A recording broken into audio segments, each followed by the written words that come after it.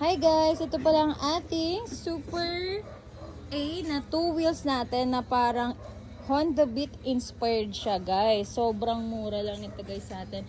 Kung nakikita nyo yung headlight natin, ang ganda. Meron pa dito para sa signal light niya. At napaka minimalist lang ng ating mga decals. Kasi kung makita nyo, ayan lang ang pinaka niya. So sa mga naghanap ng mga minimalist lang na e-bike, tapos motor style ang gusto, ito ang perfect sa inyo. Pamasok sa school.